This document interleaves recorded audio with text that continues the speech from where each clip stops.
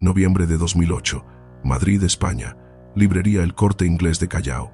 Una mujer de 58 años entra a la sección de novedades editoriales, toma un libro de la mesa central, lee el título en la portada y siente que se le doblan las rodillas.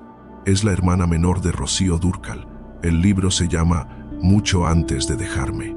El autor es Antonio Morales, Jr., 44 años, casado con Rocío Dúrcal, padre de sus 3 hijos, viudo desde marzo de 2006. El hombre que la había acompañado hasta el último suspiro en la casa de Torrelodones. La hermana de Rocío abre el libro en la primera página, lee las palabras de introducción, salta al capítulo 5, empieza a temblarle la mandíbula. Cierra el libro de golpe y sale de la librería con los ojos llenos de lágrimas. Esa misma tarde llama a Carmen Morales, la hija mayor de Rocío. Carmen tiene 38 años y no ha querido leer el libro de su padre. Se ha negado desde que se anunció la publicación 3 meses antes.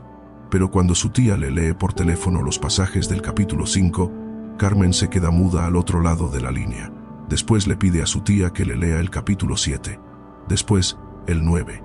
Y cuando la tía termina, Carmen Morales rompe a llorar, porque lo que Junior había puesto por escrito en su libro no era la historia de amor romántica que Rocío Dúrcal había contado durante 40 años en cada entrevista. No era el matrimonio perfecto que la prensa española había fotografiado durante 3 décadas. No era la familia intachable de la que Rocío se había sentido orgullosa hasta el día de su muerte.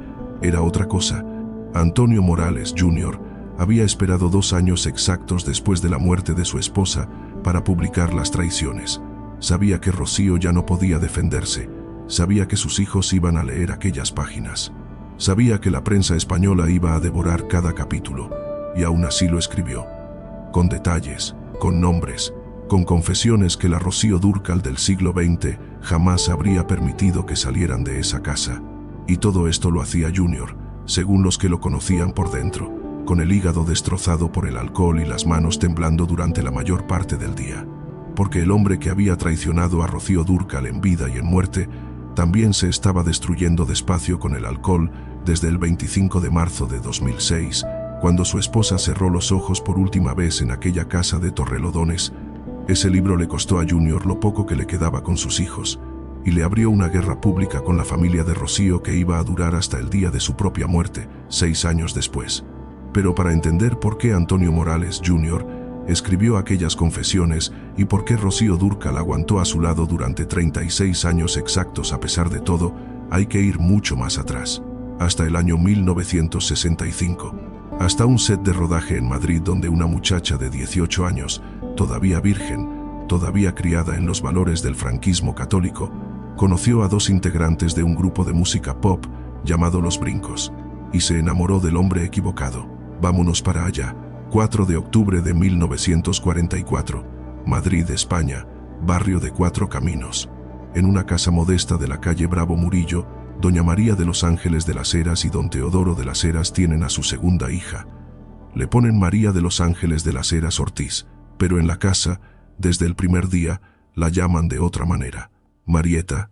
Ese nombre familiar la iba a acompañar el resto de su vida, hasta el día en que murió en Torrelodones, 61 años después. Sus hijos, su esposo, sus hermanos, todos la llamaban Marieta. Rocío Dúrcal era el nombre artístico. Marieta era la niña de 4 Caminos que nunca se fue. Don Teodoro era funcionario del Ayuntamiento de Madrid. Buen sueldo, vida estable, una casa modesta pero digna. Doña María de los Ángeles se dedicaba a los 3 hijos que vinieron rápido uno después del otro. Ángel, el mayor, Marieta, la segunda, y María del Carmen, la menor. La familia era católica practicante. Misa los domingos en la parroquia del barrio, rosarios en la sala por las noches, educación estricta en un colegio de monjas. Marieta creció rezando el Ángelus a las 12 del mediodía y sentándose a la mesa solo cuando su padre daba permiso. A los 8 años empezó a cantar. Al principio le cantaba a su abuelo Teodoro, que le decía que su voz le recordaba al rocío matutino de los campos. De ahí sacó, décadas después, el nombre artístico, Rocío. La abuela le compró un radio pequeño que Marieta escondía debajo de la almohada para escuchar por las noches las canciones de Marisol, la niña prodigio que en aquellos años arrasaba en toda España. Marisol iba a ser, sin que Marieta lo supiera todavía, un nombre que aparecería después en su historia por caminos que ni se imaginaba. A los 12 años, Marieta ganó su primer concurso de canto en un programa de radio de Madrid. El presentador del programa era un hombre llamado Luis Sanz, empresario del espectáculo, con contactos en la industria del cine y de la música. Le llamó la atención esa niña morena con los ojos enormes que cantaba con una voz limpia y afinada. Luis Sanz llamó a la casa de la calle Bravo Murillo. Habló con don Teodoro. Le explicó que quería representar a la niña, que había un hueco en el cine español para las niñas prodigio, que Marisol estaba en la cima y ya empezaba a envejecer artísticamente, que Marieta podía ser la nueva Marisol. Don Teodoro se opuso al principio. La familia era conservadora. No querían meter a una hija de 12 años en el mundo del espectáculo que en la España de los años 50 se veía como un ambiente moralmente sospechoso. Luis Sanz insistió durante meses. Finalmente, en 1958, cuando Marieta tenía 13 años cumplidos, don Teodoro cedió. Firmó el contrato con Luis Sanz bajo condiciones estrictas. La niña iba a seguir estudiando en el colegio de monjas, iba a ir a los rodajes acompañada siempre por su madre y no iba a participar en escenas que la familia considerara indecentes. Luis Sanz aceptó todas las condiciones y le cambió el nombre a Marieta. De ahí en adelante, la niña de 4 caminos iba a llamarse Rocío. El apellido Dúrcal lo eligió Luis Sanz de un pueblo pequeño de la provincia de Granada, en el sur de España, porque le sonaba andaluz, exótico y comercial. Rocío Dúrcal.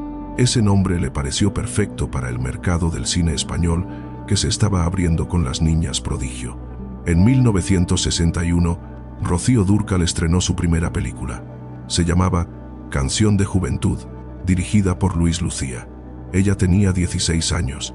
La película fue un éxito rotundo en España y en Latinoamérica.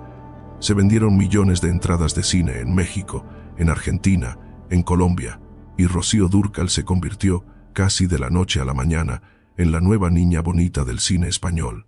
Vinieron más películas. Rocío de la Mancha en 1962, Al ponerse el sol en 1963, La chica del trébol en 1964. Cada estreno era un lleno completo en las salas, cada disco vendía miles de copias. Cada aparición pública juntaba multitudes en las plazas del pueblo donde iba de promoción. Marieta creció rápido bajo la mirada de toda España. Y en 1965, con 20 años cumplidos, empezó el rodaje de la película que iba a cambiar todo. Se llamaba Más bonita que ninguna. La producían los estudios Cesáreo González, la dirección era de Luis César Amadori, y la música original la iban a componer los integrantes de un grupo de pop español que empezaba a arrasar en la juventud del país. Un grupo llamado Los Brincos. Los Brincos eran 4 muchachos guapos: Fernando Arbex, batería y compositor; Manolo González, bajo; Juan Pardo, guitarra y voz; y Antonio Morales, Jr., guitarra y segunda voz. Todos por debajo de los 25 años. Todos apuestos, todos con esa aura de banda británica que los Brincos habían copiado de los Beatles con éxito rotundo en la España franquista. Rocío Dúrcal los conoció en el set de rodaje en enero de 1965, y de los 4, 2 le llamaron la atención inmediatamente: Juan Pardo y Antonio Morales Jr. Juan Pardo era el más carismático, alto, guapo, con la sonrisa fácil y la lengua rápida. Se le acercó a Rocío Dúrcal desde el primer día de rodaje con una seguridad que la muchacha de 20 años no había visto nunca en los actores tímidos con los que había compartido escenas hasta entonces. Junior era distinto. Filipino de nacimiento, hijo de padre español y madre filipina, había llegado a España con la familia en los años 50. Tímido, educado, con una voz suave que hablaba poco, pero que cuando lo hacía, dejaba pensando a los demás. Se acercó a Rocío Dúrcal en el set con una discreción que le llamó la atención justamente por ser lo opuesto de Juan Pardo. Los 3, Rocío, Juan y Junior, empezaron a hacer amistad durante el rodaje, y Rocío, con 20 años, católica, criada bajo el franquismo, sin experiencia romántica seria previa, tomó una decisión que le iba a costar 40 años de vida. Se enamoró de Juan Pardo, no de Junior, de Juan Pardo, del que se le había acercado primero, del que hablaba con la seguridad de los guapos, del que le hacía reír con las anécdotas del mundo del pop español. Empezaron a salir, a escondidas al principio, porque don Teodoro no quería enterarse. Después, con más libertad, cuando Rocío le confesó a su madre lo que sentía. Doña María de los Ángeles, que había visto crecer a su hija bajo su vigilancia estricta, no supo cómo negarle el primer amor. Rocío Dúrcal y Juan Pardo fueron novios durante casi 3 años. 3 años que la muchacha vivió con la certeza de que se iba a casar con él. 3 años en los que Juan Pardo le habló de matrimonio, le prometió una casa en las afueras de Madrid, le compró un anillo pequeño que Rocío llevó puesto durante meses. 3 años en los que Antonio Morales, Jr., el segundo integrante de Los Brincos, la observaba desde la distancia sin decirle nada, aguantándose lo que sentía por la novia oficial de su mejor amigo, porque Junior también se había enamorado de Rocío Dúrcal. Desde el primer día del rodaje de Más bonita que ninguna, Junior, a diferencia de Juan Pardo, era hombre de callar, de aguantar, de cumplir los códigos de amistad que había aprendido en su infancia filipina con su padre español. Nunca se le declaró a Rocío durante los 3 años que ella fue novia de Juan Pardo. Nunca la buscó a solas, nunca le mandó un mensaje que pudiera comprometerlo con su mejor amigo. Se aguantó y bebió más de lo debido en las fiestas del grupo, y grabó canciones con Los Brincos donde le cantaba a un amor imposible que solamente él sabía a quién estaba dedicada.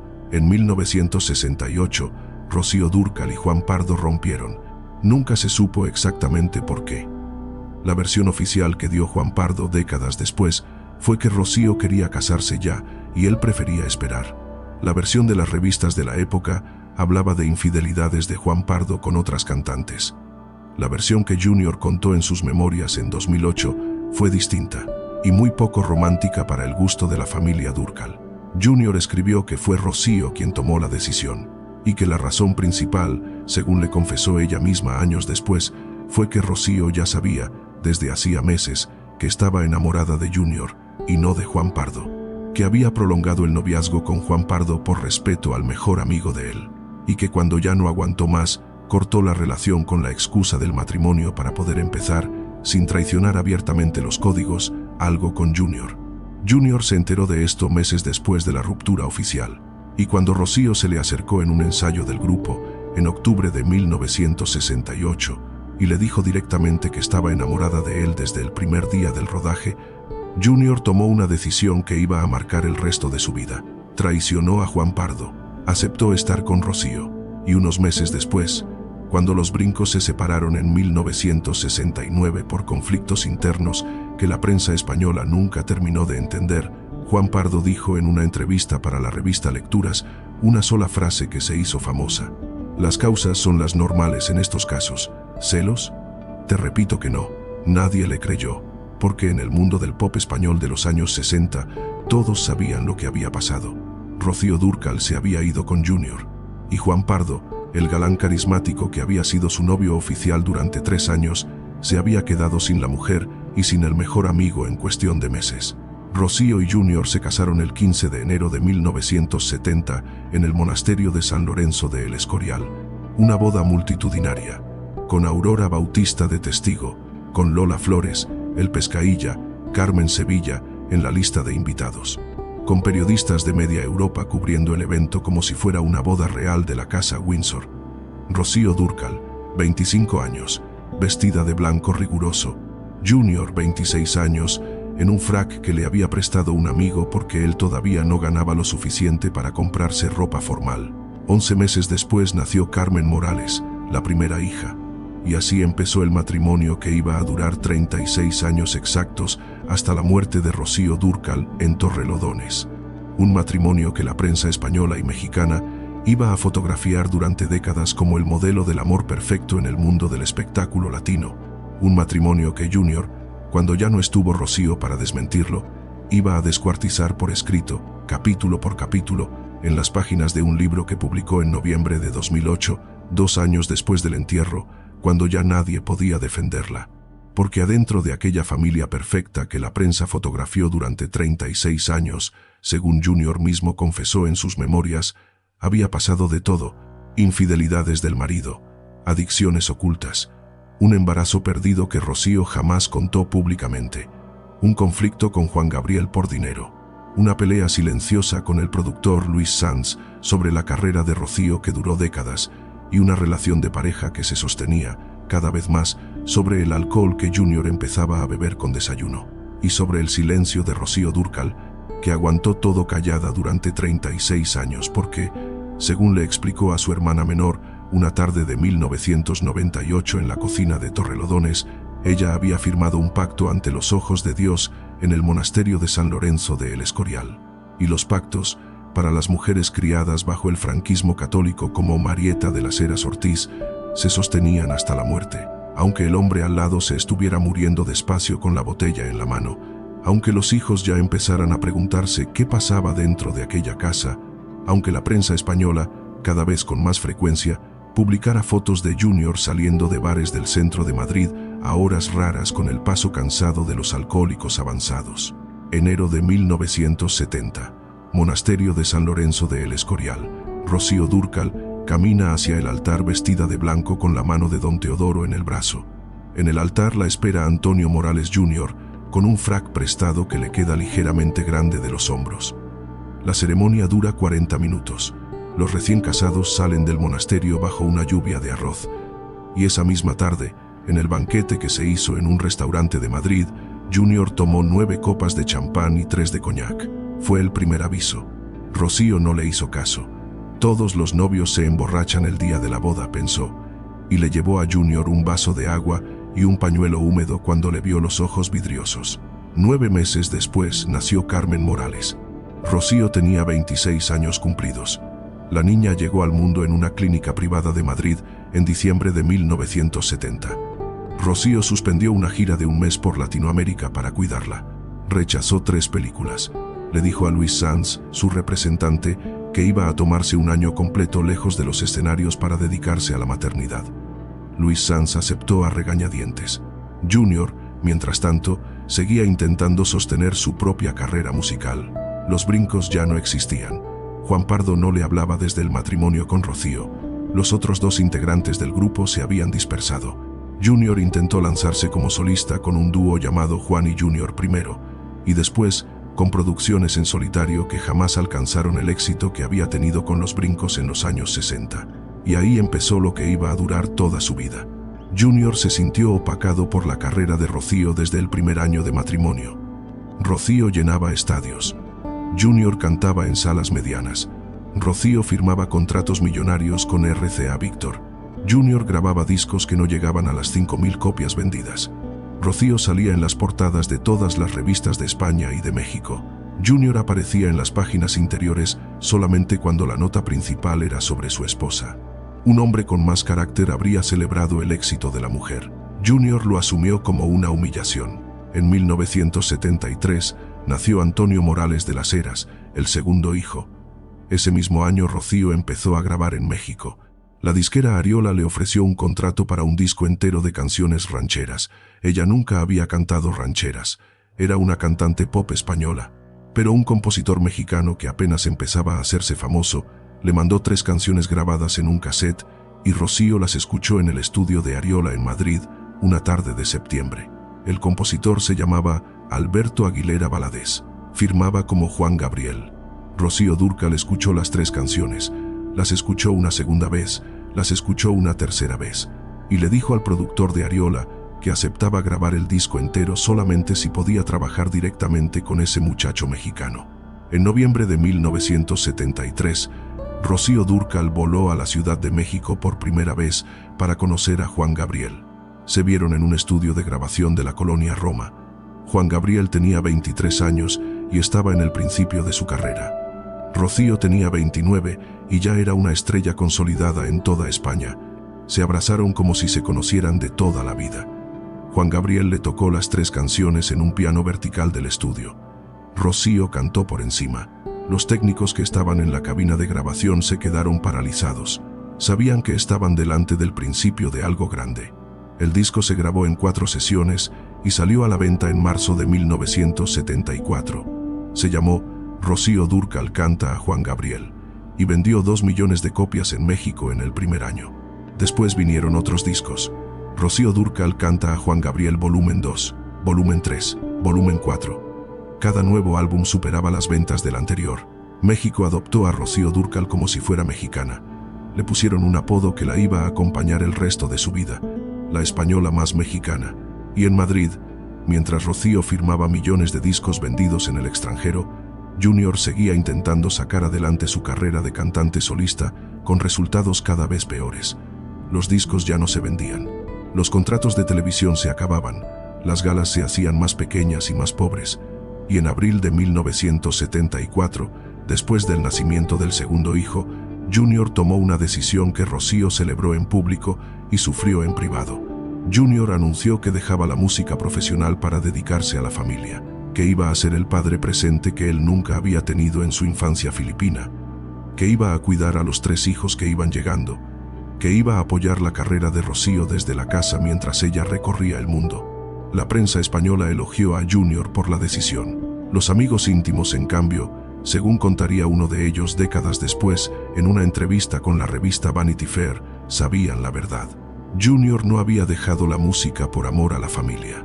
Había dejado la música porque no podía seguir compitiendo con el éxito descomunal de Rocío Dúrcal en México. Cada vez que Rocío regresaba de una gira mexicana con las maletas llenas de dinero, con los premios de la Sociedad de Autores, con las portadas de las revistas más importantes de habla hispana, a Junior se le hacía más grande el hueco por dentro. Y le empezaba a resultar más fácil llenarse ese hueco con lo que ya había empezado a usar de forma habitual desde el primer día del matrimonio: el alcohol. Junior dejó la música oficialmente en 1974 con 30 años y empezó a beber en la casa desde el desayuno oficialmente en 1975, un año después. Los primeros años lo hizo con cuidado: cerveza al mediodía, vino tinto en la cena, alguna copa de coñac después de que Rocío se acostara. Los hijos eran pequeños. La casa de Torrelodones estaba llena de gente. Junior se controlaba lo suficiente para que nadie afuera de las paredes de la casa notara nada. Rocío sí notaba. Le habló varias veces durante los años 70. Le pidió que redujera. Le sugirió que fueran juntos a un médico. Junior le contestaba siempre lo mismo: que no tenía un problema, que era un bebedor social, que si dejaba las copas del mediodía perdería lo único que le quedaba después de haber renunciado a la música por ella. Rocío dejaba caer el tema, porque Rocío tenía otras cosas en la cabeza: 3 hijos pequeños, una carrera internacional que crecía cada año, giras de meses enteros por México, Estados Unidos, Argentina, Colombia, grabaciones nuevas con Juan Gabriel, contratos con Televisa, contratos con Sony, contratos con RCA. Rocío Dúrcal estaba construyendo un imperio artístico desde una casa en Torrelodones y no le sobraba energía para pelear con su marido sobre las botellas. Le pidió a Juanita, la ama de llaves, que llevara la cuenta en secreto. Juanita, que había entrado a trabajar con la familia Dúrcal en 1972 y que se quedó con ellos hasta el año 2014, sabía todo lo que pasaba dentro de aquella casa y guardó cada uno de los secretos durante décadas. En 1979 nació Shaila Dúrcal, la hija menor. Rocío tenía 35 años. Estaba en la cumbre de su carrera.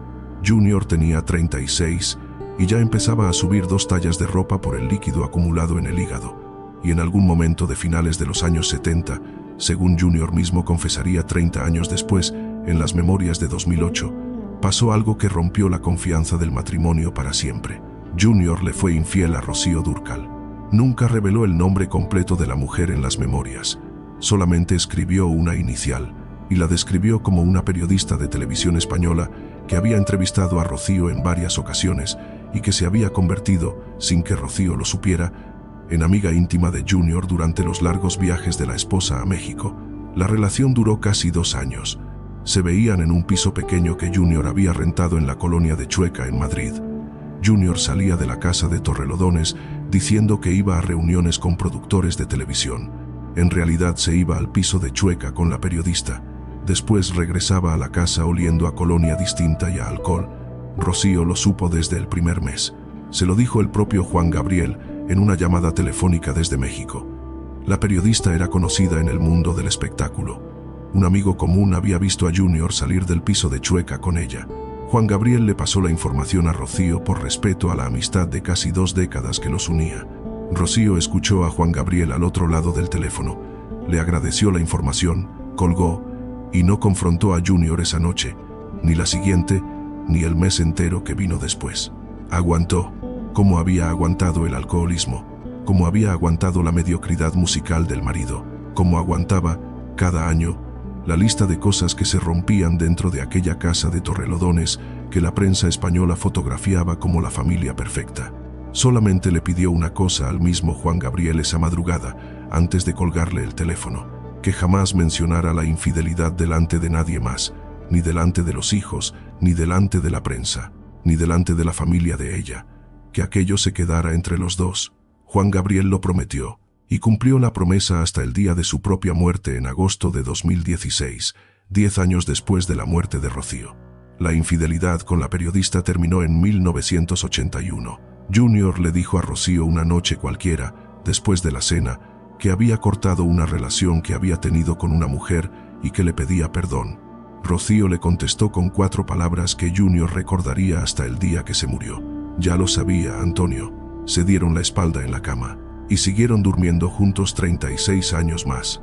Pero algo se rompió esa noche entre Rocío Dúrcal y Junior, algo que ninguna de las fotografías familiares de los siguientes 25 años iba a poder disimular por completo.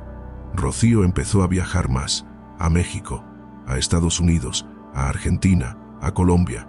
Cada tour era más largo que el anterior, cada regreso a Torrelodones se hacía más breve, y cada vez que Rocío entraba por la puerta de la casa después de una gira, encontraba a Junior con un vaso en la mano que empezaba antes del mediodía. La relación con Juan Gabriel, mientras tanto, se convirtió en el centro emocional de la vida de Rocío. No romántica. Esa parte se ha inventado mucho en los medios de espectáculos y no tiene sustento verificable. Lo que sí existió fue una amistad profunda de 30 años, una hermandad artística, un puente entre dos personas que se entendían con la mirada. Rocío grababa la música que Juan Gabriel escribía. Juan Gabriel le mandaba canciones nuevas cada 2 meses, compartían escenarios, compartían giras, compartían todo lo que un artista puede compartir con otro sin cruzar la línea de lo profesional. Y en el año 1988, la relación entre Juan Gabriel y Rocío Dúrcal tuvo su primera crisis grave. Fue por dinero. Los detalles se han contado de muchas formas. La versión más citada dice que un productor común intentó cobrar comisiones ocultas a Rocío por canciones de Juan Gabriel. Juan Gabriel se enteró y le pidió a Rocío una cantidad importante que él consideraba que la disquera le había pagado a ella indebidamente. Rocío se sintió acusada. Le contestó a Juan Gabriel que ella jamás había recibido un peso que no fuera suyo, y los dos se dejaron de hablar durante casi 10 años. 10 años sin llamarse por teléfono. 10 años sin verse en ningún evento. 10 años en los que Rocío grabó otros compositores mexicanos y en los que Juan Gabriel le mandó canciones a otras cantantes españolas. La reconciliación llegó en 1997.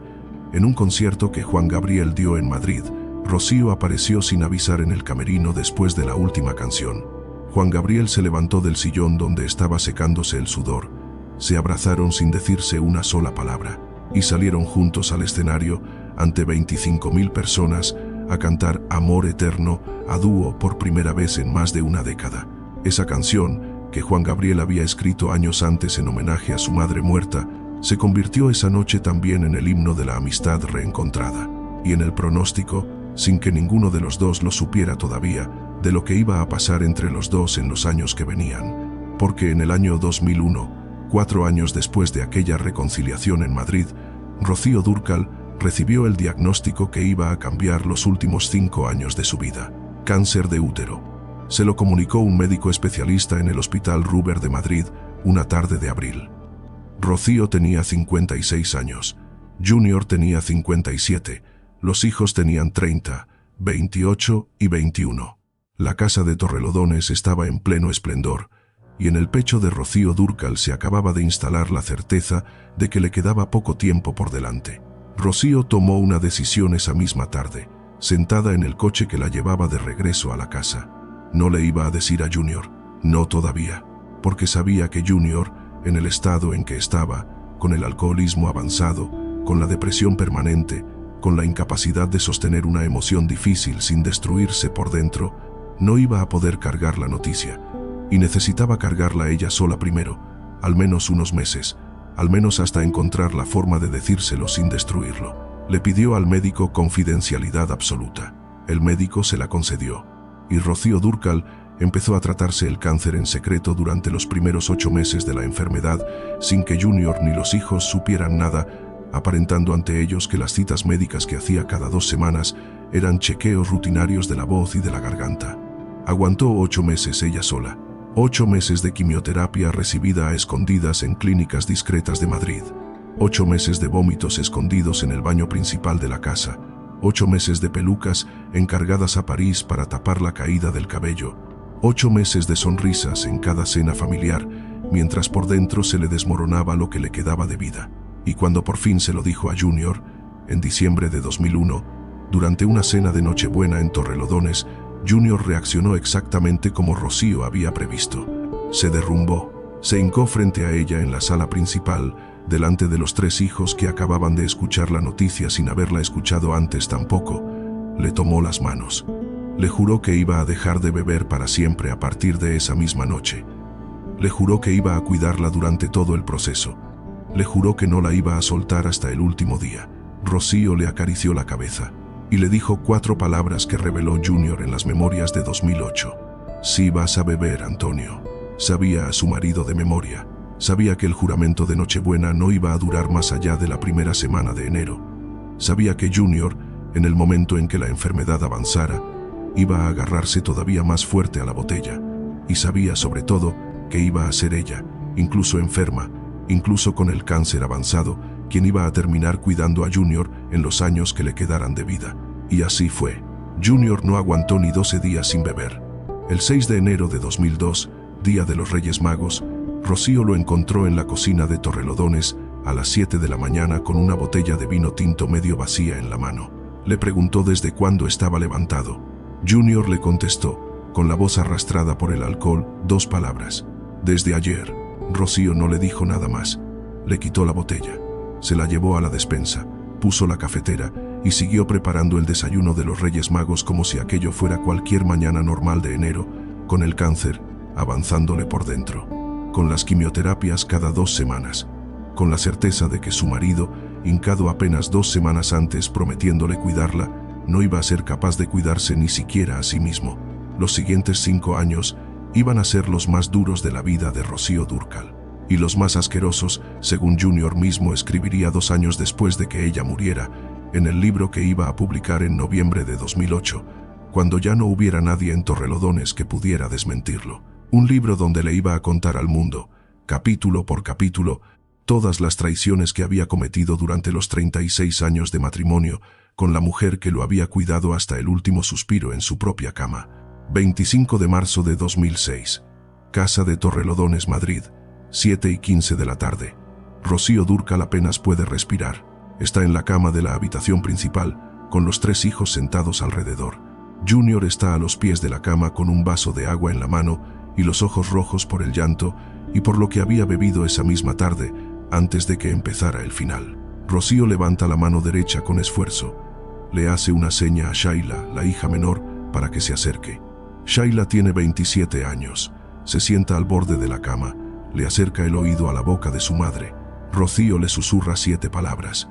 Nadie de los otros 4 las alcanza a escuchar. Shaila asiente con la cabeza. Se levanta, camina hasta el sillón donde está Junior sentado, le pone la mano en el hombro y le dice al padre que mamá lo llama. Junior se acerca a la cama arrastrando los pies. Rocío le agarra la mano con la poca fuerza que le queda. Le mira a los ojos, le sonríe apenas y cierra los párpados por última vez a las 7:15 de la tarde de aquel sábado de marzo. 61 años, cáncer de útero avanzado, 5 años de tratamiento que no alcanzaron. La española más mexicana acababa de irse en la casa donde había criado a sus 3 hijos. Junior se quedó sentado al borde de la cama otros 40 minutos sin moverse. Los hijos empezaron a llamar a los familiares. La ama de llaves Juanita se retiró a la cocina a llorar. Y afuera de la casa de Torrelodones, en la carretera de acceso, los primeros fotógrafos de la prensa española empezaban a llegar con las cámaras ya montadas sobre trípodes. La noticia se difundió en cuestión de horas por toda España y toda Latinoamérica. Los noticieros interrumpieron la programación. Las radios pusieron Amor Eterno en rotación continua. Juan Gabriel, que estaba en Ciudad de México, se enteró por una llamada telefónica de un productor común. Se encerró en su habitación del hotel donde estaba hospedado. No salió durante 3 días. El funeral fue al día siguiente en el Tanatorio de La Paz de Madrid. Miles de personas Hicieron fila afuera del tanatorio bajo la lluvia de marzo: Aurora Bautista, Carmen Sevilla, Rocío Jurado. Todos los grandes del espectáculo español y muchos del mexicano llegaron a despedirse de la mujer que había unido las dos industrias musicales durante 30 años. Junior estaba junto al ataúd, vestido de negro, con los 3 hijos a su lado, con la barba de 2 días y los ojos hinchados. Cumplió esa noche una promesa que le había hecho a Rocío en la cama. No tomó ni una sola copa durante las 48 horas del velorio. Cuando llegó a la casa de Torrelodones después del entierro, cerró la puerta con llave, subió al estudio del segundo piso y descorchó una botella de vino tinto que llevaba escondida en un cajón desde hacía meses. Empezó ahí el segundo capítulo de la caída de Antonio Morales. Los primeros meses fueron los peores. Junior no salía de la casa, no contestaba el teléfono, rechazaba visitas. Los 3 hijos intentaron acompañarlo, le organizaron cenas familiares, le llevaron a los nietos para que los conociera. Le contrataron una enfermera de compañía que no duró 3 semanas porque Junior la despidió con gritos una noche de julio. El desayuno se volvió una copa abundante de vino tinto. El almuerzo, otra copa más, con apenas un pedazo de pan. La cena, la botella entera acompañada de una pastilla para dormir. Junior perdió 12 kilos en 6 meses. La piel se le puso amarilla. Los dedos empezaron a temblarle de forma permanente. El médico de la familia le advirtió que el hígado le estaba fallando, que si no dejaba el alcohol en cuestión de semanas, no llegaba al año siguiente. Junior lo escuchó en silencio y no dejó nada, porque adentro de aquella casa de Torrelodones, sin Rocío, sin la mujer que lo había sostenido durante 36 años, sin la persona que le había cuidado la comida y le había puesto los medicamentos a la hora, Junior ya no tenía a quien explicarle por qué seguía bebiendo, ni a nadie a quien pedirle perdón cuando amanecía sin acordarse de lo que había hecho la noche anterior. Estaba solo y llevaba 36 años dependiendo emocionalmente de una mujer que ya no estaba. En marzo de 2007, cuando se cumplió el primer aniversario de la muerte de Rocío, los 3 hijos se reunieron en la casa de Torrelodones para una comida familiar. Junior llegó a la mesa oliendo a alcohol desde las 11 de la mañana. Se sentó, comió apenas 2 bocados, y en medio del postre, sin que nadie se lo esperara, empezó a hablarles de un proyecto que llevaba meses preparando en secreto. Un libro, sus memorias, un libro donde iba a contar toda la verdad sobre su vida con Rocío Dúrcal. Los hijos se quedaron mudos alrededor de la mesa. Carmen, la mayor, le preguntó a su padre a qué se refería con toda la verdad. Junior le contestó con voz arrastrada que iba a contar las infidelidades, los conflictos, los secretos que había mantenido callados durante décadas por respeto a la carrera de Rocío. Le explicó que ya tenía una editora contratada, que ya había firmado un contrato con la editorial Martínez Roca y que el libro iba a salir a la venta a finales de 2008. Shaila, la hija menor, la que había recibido las últimas 7 palabras al oído en la habitación principal el 25 de marzo de 2006, se levantó de la mesa. Le pidió a su padre que no lo hiciera. Le dijo que mamá acababa de morir hacía un año, que exponer las intimidades del matrimonio iba a destrozar la memoria de Rocío que la gente había construido durante décadas, que iba a lastimar a los nietos, que iba a lastimarlos a los 3, y que si Junior necesitaba el dinero de las regalías, ellos podían ayudarlo con lo que hiciera falta con tal de que abandonara el proyecto. Junior no cedió. Le contestó a Shaila que él tenía derecho a contar su historia, que había vivido a la sombra de Rocío Dúrcal durante 36 años, que había renunciado a su propia carrera musical por ella, que había cargado un matrimonio con altibajos que solamente él conocía por dentro, y que ahora, después de un año de duelo, iba a recuperar la voz que Rocío le había apagado durante décadas. Carmen y Antonio, los 2 hijos mayores, apoyaron a Shaila. Los 3 le pidieron a su padre que no publicara el libro. Junior se levantó de la mesa, se sirvió otra copa de vino tinto y les contestó con 6 palabras que ninguno de los 3 iba a olvidar. El libro sale, con o sin ustedes. Salió de la casa de Torrelodones esa tarde con un portazo y no volvió a hablarles a los 3 hijos durante los siguientes 18 meses. En noviembre de 2008, 1 año y 8 meses después de aquella discusión, la editorial Martínez Roca puso a la venta el libro Mucho antes de dejarme, firmado por Antonio Morales Jr., 422 páginas, tapa dura, con una fotografía en la portada donde Junior y Rocío aparecían jóvenes, sonrientes, tomados de la mano en un paseo por Madrid en 1971. Adentro del libro estaba lo otro. Junior contaba con detalles la infidelidad de finales de los 70 con la periodista de televisión. Contaba una segunda infidelidad que había tenido a mediados de los 80 con una amiga de Rocío durante una gira mexicana. Contaba una tercera infidelidad, más corta, con una empleada de un hotel de Buenos Aires en los años 90. Contaba conflictos con Juan Gabriel que ninguno de los dos había mencionado nunca en público. Contaba peleas con Luis Sanz, el productor de Rocío, sobre porcentajes de las regalías durante décadas. Y contaba una cosa más que fue la que rompió definitivamente a la familia Dúrcal. Junior confesaba en el capítulo 19 que había ocultado bienes de Rocío en el extranjero, propiedades a nombre de la cantante en Miami, cuentas bancarias en Suiza, regalías internacionales de discos que se habían acumulado durante décadas y que Junior había mantenido fuera del testamento oficial que Rocío había firmado en Madrid. Junior escribía, con la ligereza de quien confiesa después de segundos vasos de vino, que aquello lo había hecho porque no confiaba en que los hijos supieran administrar la fortuna materna correctamente. Cuando Carmen y Antonio Morales leyeron ese capítulo, se pusieron blancos, porque además de la traición emocional que aquellas páginas representaban, ahora tenían delante la prueba escrita de un fraude patrimonial. Junior estaba diciendo, en un libro publicado por una editorial seria, que había escondido bienes de la herencia de la madre a los legítimos herederos. Antonio Morales de las Heras, el hijo mediano, contrató un abogado 2 semanas después de la publicación del libro y demandó a su propio padre. El juicio se inició en el juzgado número 3 de Villalba en marzo de 2009. Carmen se unió a la demanda. Shaila, la menor, se negó a firmar y quiso mediar entre las partes sin éxito. Los medios españoles se lanzaron sobre el caso. Cada audiencia salía en los periódicos, cada declaración de Junior generaba titulares. La imagen de la familia perfecta que Rocío Dúrcal había protegido durante 36 años se desmoronó en cuestión de meses. Hacienda Pública Española también entró en el asunto, porque si Junior había ocultado bienes en el extranjero durante décadas, alguien había cometido fraude fiscal. Y si era cierto lo que reclamaban los hijos, todos los herederos estaban implicados en un delito tributario que iba a costar millones de euros en multas y en impuestos atrasados. Junior recibió la primera notificación de Hacienda en octubre de 2009. Y aquella tarde, según relató Juanita, la ama de llaves, en un testimonio que se filtró años después, encontró a Junior tirado en el sillón del estudio, con una botella de whisky vacía al lado y una nota sobre la mesita del centro. La nota tenía 4 palabras escritas con letra temblorosa. Rocío, perdóname otra vez. Junior no se recuperó nunca del proceso judicial.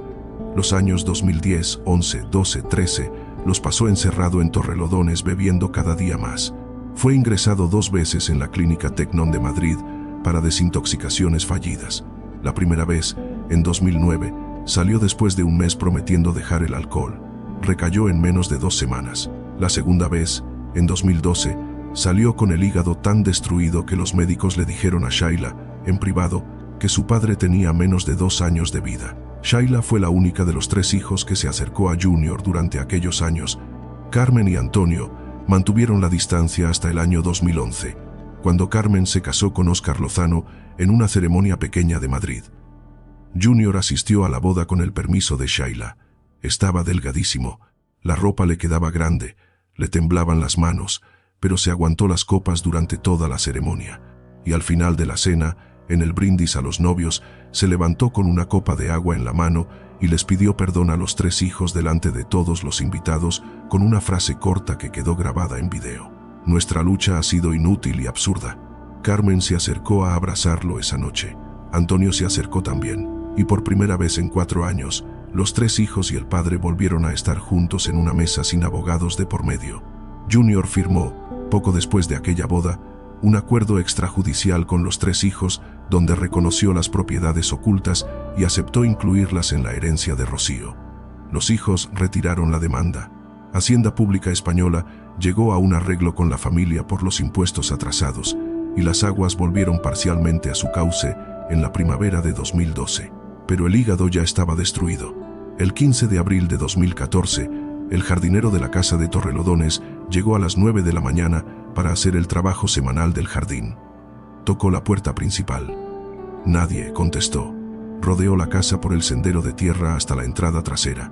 Y ahí, tirado en el suelo del jardín, junto a un banco de piedra donde Junior se sentaba a fumar por las tardes, encontró el cuerpo del cantante. 70 años. La autopsia posterior dijo que había muerto por causas naturales derivadas del alcoholismo avanzado, el hígado, los pulmones, un paro cardíaco en algún momento de la madrugada del 14 al 15 de abril. 8 años exactos después de la muerte de Rocío. Los 3 hijos enterraron a Junior en el cementerio de Torrelodones. La ceremonia fue discreta, sin prensa, sin fotógrafos, sin los grandes del espectáculo español que habían acompañado el entierro de Rocío 8 años antes. Solamente la familia directa, Juanita la ama de llaves y 2 o 3 amigos íntimos que le quedaban a Junior después de la caída. Shaila puso una fotografía de sus padres jóvenes sobre el ataúd antes de que lo bajaran a tierra. Era del año 1971. Rocío y Junior recién casados, sonriendo en un paseo por Madrid, con la esperanza intacta de los recién casados que todavía no saben lo que les tiene reservada la vida. Los 3 hijos siguieron con sus vidas después de aquel abril de 2014. Carmen se dedicó a la interpretación y a los negocios. Antonio Morales, el hijo mediano, se casó 2 veces y tuvo 3 hijos. Shaila continuó la carrera musical de su madre bajo el nombre de Shaila Durkal, se mudó a Houston y sigue cantando rancheras heredadas del catálogo que Rocío había grabado con Juan Gabriel durante los años 70 y 80. Cada 25 de marzo, los 3 hermanos se reúnen en la casa de Torrelodones para recordar a la madre, y en cada aniversario, según ha contado Shaila en varias entrevistas, ninguno de los 3 menciona nunca el libro que su padre publicó en noviembre de 2008, como si no hubiera existido, como si aquellas 422 páginas no hubieran sido publicadas jamás, como si el pacto que Rocío Dúrcal firmó ante los ojos de Dios en el monasterio de San Lorenzo de El Escorial, el 15 de enero de 1970, hubiera sido, en el fondo, un pacto que solamente ella cumplió hasta el final. Vas a recordar a Rocío Dúrcal la próxima vez que escuches Amor Eterno en la radio de un coche. Vas a pensar en la voz cálida que unió a España con México durante 30 años. Vas a pensar en las canciones que Juan Gabriel escribió para ella y que se convirtieron en clásicos que la gente sigue cantando 4 décadas después. Y cuando lo hagas, acuérdate también de lo otro. Acuérdate de la muchacha católica de 4 Caminos que se casó a los 25 años convencida de que había encontrado al hombre de su vida. Acuérdate del alcohólico que la traicionó 3 veces durante el matrimonio y que la esperó 2 años después de muerta para publicar las traiciones. Acuérdate de la mujer que aguantó todo callada durante 36 años porque un pacto ante los ojos de Dios, en aquella España franquista donde ella se crió, se sostenía hasta la muerte, aunque el hombre al lado se estuviera muriendo de la botella. Y acuérdate de las 7 palabras que Rocío le susurró a Shaila al oído aquella tarde del 25 de marzo de 2006 en la casa de Torrelodones. Nunca las dijo Shaila en público, las guardó para siempre, como Rocío había guardado, durante 36 años, cada uno de los secretos de aquel hombre al que amó a pesar de todo, hasta el último suspiro que soltó en la habitación principal de aquella casa al lado de Madrid.